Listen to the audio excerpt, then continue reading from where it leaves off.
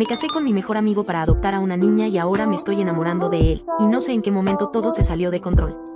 Hace 6 meses, nuestro mejor amigo murió en un accidente de auto y dejó huérfana a su hija de 5 años, Emma, y cuando fuimos al funeral descubrimos que no tenía más familia que nosotros. El problema es que el sistema de adopción no permite que personas solteras adopten fácilmente, y los servicios sociales nos dijeron que si queríamos quedarnos con Emma necesitábamos demostrar que teníamos un hogar estable, lo que significaba estar casados. Damián y yo nos conocemos desde los 8 años, crecimos en la misma calle y fuimos inseparables toda la vida, así que cuando me propuso casarnos para salvar a Emma no lo dudé ni un segundo. Firmamos los papeles un martes por la mañana en el juzgado con 2 testigos desconocidos, sin fiesta ni vestido blanco, y esa misma tarde nos mudamos juntos a su departamento de 2 habitaciones en el centro. La regla era clara desde el principio y la dijimos en voz alta mientras desempacaba mis cosas. Esto era solo por Emma, nuestro matrimonio era un papel legal y nada más. Jamás cruzaríamos la línea de nuestra amistad porque perder eso sería peor que cualquier cosa. Los primeros 3 meses fueron exactamente como esperaba, rutinarios y simples. Él dormía en su habitación y yo en la de Emma cuando ella tenía pesadillas. Cocinábamos por turnos y dividíamos los gastos al 50%. Pero entonces empecé a notar cosas pequeñas que antes no veía, como la forma en que Damián preparaba el café en las mañanas mientras tarareaba canciones viejas de los 90, o cómo se arrodillaba al nivel de Emma para hablarle cuando estaba triste en lugar de inclinarse desde arriba. Había algo en esos gestos, en la paciencia infinita con la que le explicaba las tareas del colegio o le trenzaba el cabello antes de ir a dormir, que me hacía sentir un calor extraño en el pecho que nunca había sentido en 25 años de amistad. Hace 2 semanas todo cambió de verdad y fue por algo estúpido y simple. Emma estaba enferma con fiebre alta y yo me quedé despierta toda la noche poniéndole paños fríos en la frente, y como a las 4 de la mañana Damián entró a la habitación con una taza de té de manzanilla que preparó sin que yo se lo pidiera. Se sentó a mi lado en la cama de Emma y puso su mano sobre la mía mientras mirábamos a la niña dormir, y susurró: «Eres increíble con ella, lo estás haciendo perfecto». Y cuando volteé a verlo estaba tan cerca que podía sentir su aliento tibio en mi mejilla y contar las pequeñas pecas que tiene cerca del ojo izquierdo. Me quedé congelada porque mi corazón empezó a latir tan fuerte que pensé que podría escucharlo, y tuve que levantarme de golpe inventando que iba por más agua para romper ese momento antes de hacer algo estúpido. Desde esa noche empecé a verlo diferente y me di cuenta de que cada vez que llegaba del trabajo mi cuerpo reaccionaba de una forma nueva, como si esperara escuchar el sonido de sus llaves en la puerta.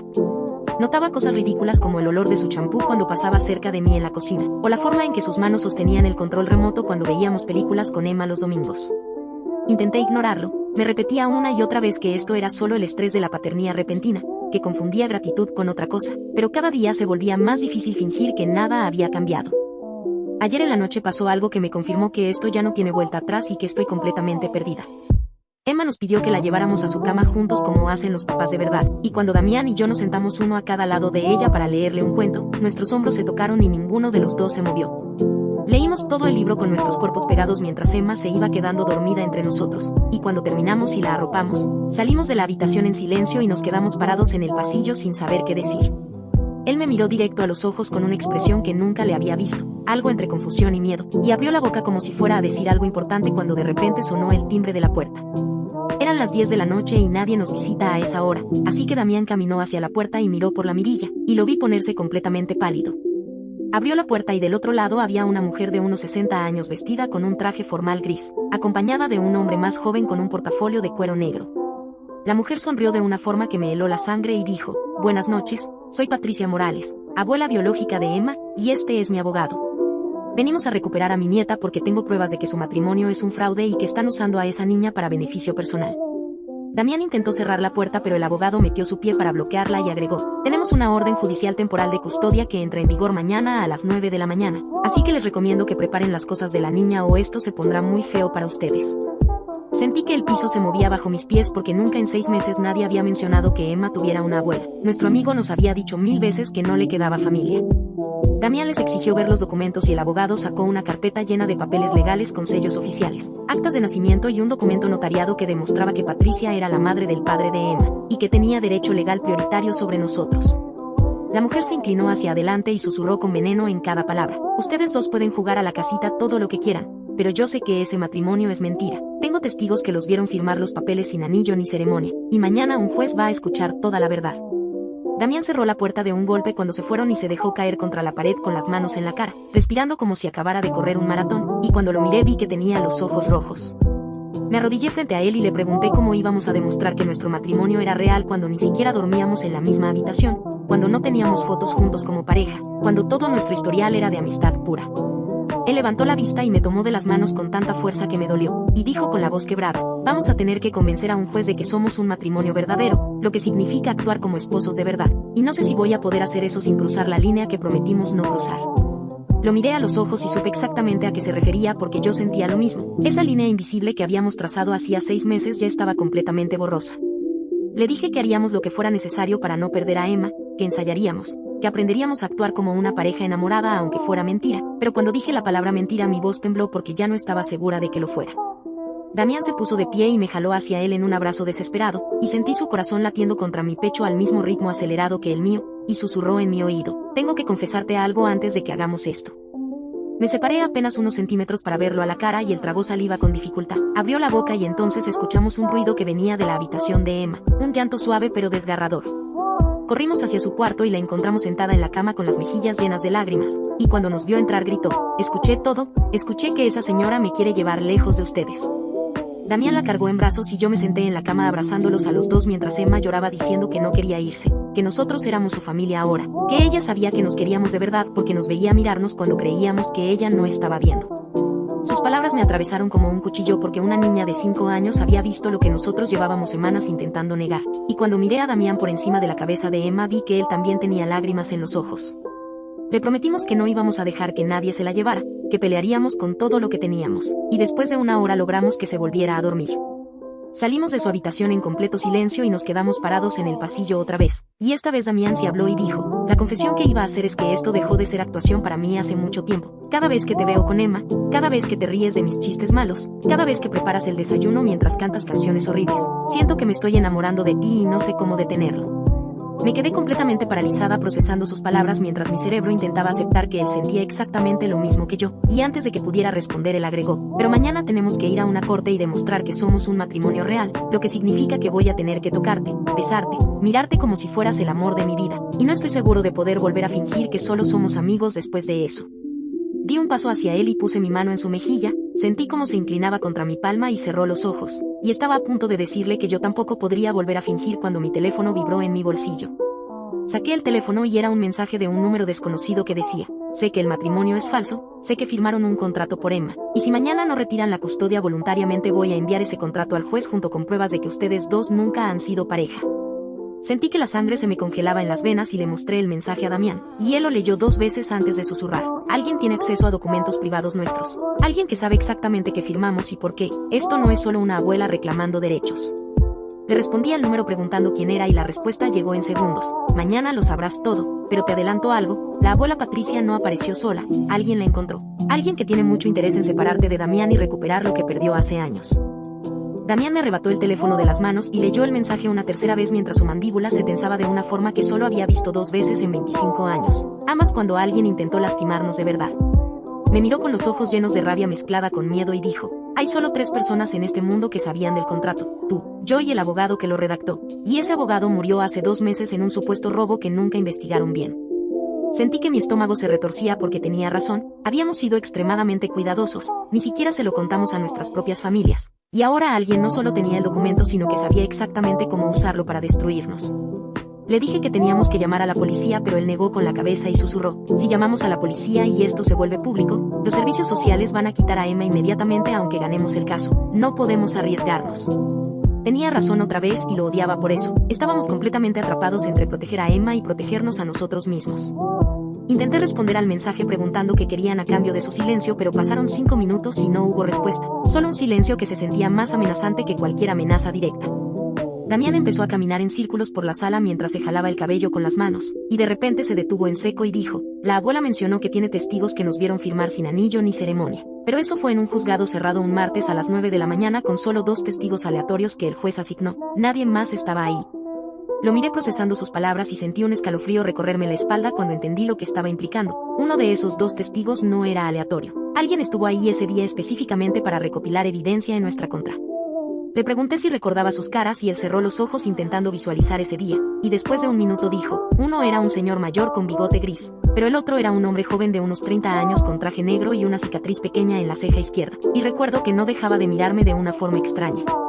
Saqué mi teléfono y busqué en mis fotos viejas hasta encontrar una de hace 6 años, de cuando Damián cumplió 23 y organizamos una fiesta sorpresa en mi departamento, y acerqué la pantalla a su cara señalando a un chico en el fondo de la imagen.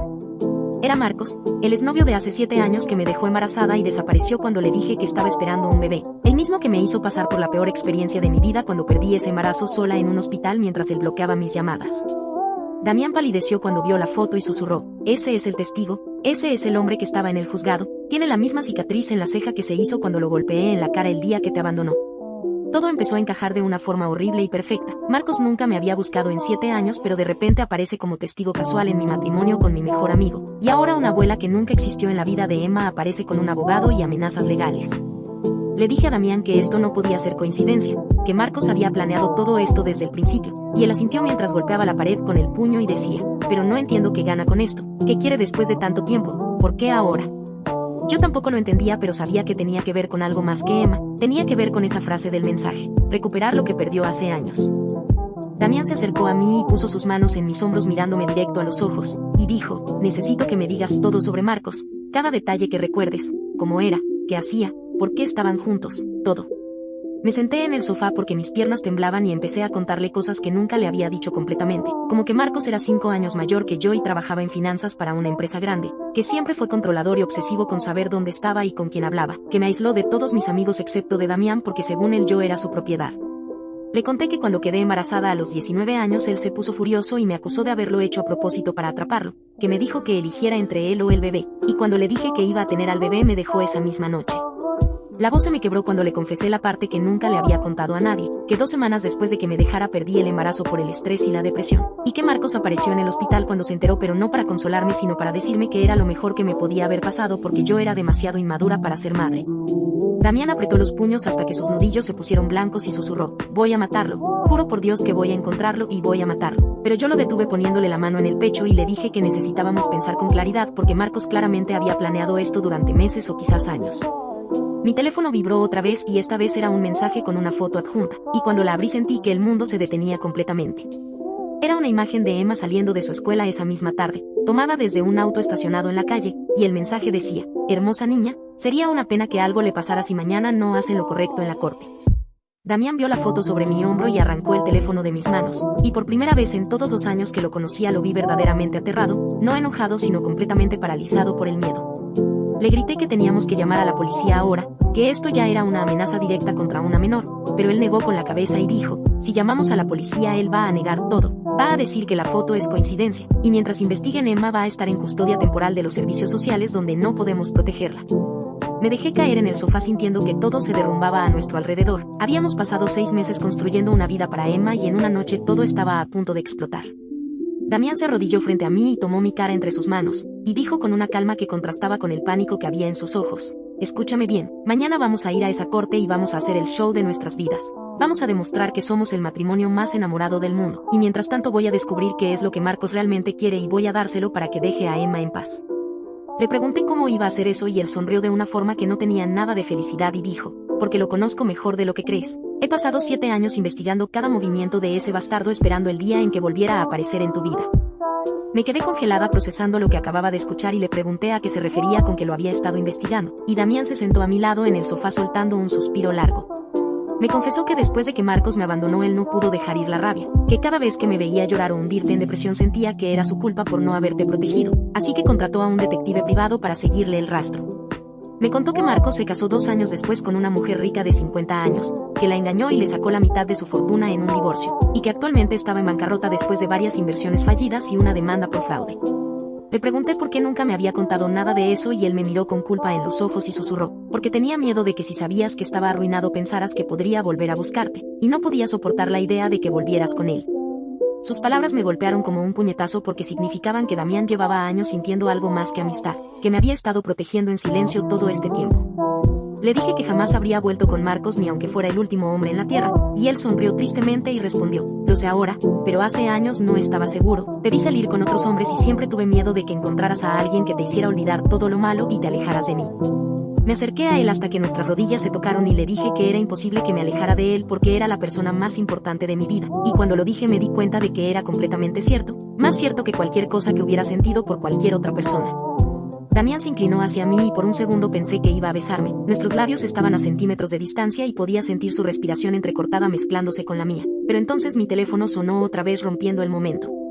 Era una llamada de un número desconocido y cuando contesté escuché la voz de Marcos por primera vez en 7 años. Esa voz que solía hacerme sentir mariposas pero que ahora solo me provocaba náuseas. Dijo: hola amor, ¿cuánto tiempo sin hablar? Espero que hayas disfrutado jugando a la familia feliz con tu amiguito porque mañana todo se acaba. Le grité que quería de nosotros y él se rió de una forma que me heló la sangre, y respondió: quiero lo que me pertenece, quiero recuperar los 7 años que perdí por tu culpa, quiero el dinero que me debes por el trauma emocional que me causaste, y quiero que entiendas que nadie me deja y sale ileso. Damián me quitó el teléfono y le gritó a Marcos que si se acercaba a Emma o a mí nos íbamos a encargar personalmente de destruirlo, y Marcos respondió con calma: qué lindo verte tan protector amigo, pero ambos sabemos que no tienes los recursos para pelear contra mí en una corte, tengo a la mejor abogada de la ciudad, tengo pruebas de fraude matrimonial, y tengo testigos que van a declarar que ustedes dos solo se casaron por conveniencia. Damián apretó el teléfono con tanta fuerza que pensé que iba a romperlo y dijo: no te tengo miedo, he estado esperando este momento durante años, sé exactamente quién eres y lo que hiciste, y si quieres guerra vas a tener guerra. Marcos se quedó en silencio por unos segundos y luego dijo: ah sí, mi pequeño acosador obsesivo, creías que no sabía que me estabas investigando, qué tierno, pero déjame decirte algo que no sabes, esa abuela de Emma no existe, yo la contraté. Es una actriz que trabaja para mí, y mañana en la corte va a admitir todo el fraude y ustedes van a quedar como los monstruos que usan niños huérfanos para sus juegos sucios. La llamada se cortó y nos quedamos en silencio absoluto procesando lo que acabábamos de escuchar. Marcos había orquestado todo desde el principio, la abuela falsa, los testigos, las amenazas. Todo era una trampa elaborada para destruirnos públicamente. Damián se puso de pie y empezó a buscar algo frenéticamente en su habitación, y volvió con una carpeta llena de documentos, fotos y grabaciones. Me dijo: he estado recopilando evidencia sobre Marcos durante años, tengo pruebas de sus fraudes, grabaciones de conversaciones donde admite haber engañado a su exesposa, testimonios de gente a la que estafó, y tengo el as bajo la manga que va a destruir todo su plan. Le pregunté qué era ese as y él sacó un documento notariado con fecha de hace 6 años, y cuando lo leí sentí que todo mi cuerpo se congelaba. Era un certificado médico del hospital donde perdí el embarazo, pero no era el certificado normal, era uno especial que detallaba que la pérdida fue causada por trauma físico consistente con violencia doméstica, algo que yo no recordaba porque estaba sedada cuando lo hicieron. Damián me explicó que cuando me sacaron del hospital inconsciente él exigió una investigación completa, y los médicos encontraron moretones en mis costillas y brazos que coincidían con agresión, moretones que yo había normalizado como accidentes. Me dijo que guardó ese documento esperando el momento correcto para usarlo, y que mañana en la corte iba a demostrar que Marcos no solo me abandonó sino que me golpeó hasta causarme un aborto involuntario, lo que lo convertiría en un criminal y destruiría cualquier credibilidad que intentara construir. Las lágrimas empezaron a rodar por mis mejillas mientras procesaba que Damián había cargado con ese secreto durante 7 años protegiéndome de una verdad que yo no estaba lista para enfrentar, y entendí que todo lo que había hecho, cada momento de los últimos años, había sido para mantenerme a salvo. Me puse de pie y lo abracé con todas mis fuerzas mientras lloraba en su pecho, y él me sostuvo acariciando mi cabello y susurrando que todo iba a estar bien, que no iba a dejar que nadie nos quitara a Emma, que íbamos a ganar esto juntos. Levanté la cara para mirarlo y vi que él también tenía lágrimas en los ojos, y esta vez cuando se inclinó hacia mí no hubo interrupción, nuestros labios se encontraron en un beso que tenía 7 años de espera acumulada, un beso que sabía a desesperación y promesas y miedo y amor todo mezclado. Nos separamos sin aliento y él apoyó su frente contra la mía y dijo: mañana vamos a entrar a esa corte y vamos a demostrar que somos un matrimonio real, porque para mí ya lo es. Dejó de ser actuación el día que te vi cargar a Emma por primera vez y te vi brillar de una forma que nunca había visto. Le dije que para mí también era real, que me había enamorado de él viendo cómo se transformaba en padre, en protector, en compañero, y que no importaba cómo empezara nuestro matrimonio porque ahora era lo más real que tenía en mi vida. Nos besamos otra vez, esta vez más lento y profundo, grabando cada segundo en nuestra memoria como si fuera el último momento de paz antes de la tormenta. A la mañana siguiente nos vestimos como si fuéramos a una boda, yo con un vestido azul marino que Damián me había regalado hace meses diciendo que me quedaba perfecto, y él con un traje gris que lo hacía ver devastadoramente guapo. Dejamos a Emma con mi hermana con instrucciones estrictas de no dejarla sola ni un segundo, y manejamos hacia la corte tomados de la mano, con la carpeta de evidencia de Damián en el asiento trasero. Cuando llegamos vimos a Marcos parado en las escaleras con la actriz que hacía de abuela Patricia, y cuando nos vio sonrió con esa sonrisa de tiburón que solía usar cuando creía que había ganado algo. Entramos a la sala de audiencias y el juez, una mujer de unos 50 años con expresión severa, nos pidió que nos sentáramos. El abogado de Marcos empezó su presentación explicando que teníamos un matrimonio fraudulento diseñado para explotar el sistema de adopción, y presentó fotos de nuestra boda en el juzgado donde claramente no había anillos, amor ni familia presente. La actriz subió al estrado y con lágrimas falsas perfectamente ensayadas contó cómo había buscado a su nieta durante años y que se rompió el corazón al descubrir que estaba siendo usada por dos desconocidos que ni siquiera se amaban de verdad. Cuando nos tocó defendernos, Damián se puso de pie y le pidió permiso al juez para presentar evidencia, y sacó la carpeta. Empezó mostrando pruebas de que la supuesta abuela nunca había tenido contacto con Emma ni con su padre, que de hecho nunca había intentado localizarlos hasta 2 meses atrás cuando Marcos la contrató. Presentó grabaciones donde Marcos admitía haber orquestado todo el plan para recuperar lo que era suyo, refiriéndose a mí como si fuera una propiedad. Y finalmente, sacó el certificado médico del hospital y lo puso sobre la mesa del juez. La jueza leyó el documento en silencio mientras su expresión pasaba de neutral a completamente horrorizada, y miró a Marcos con disgusto puro.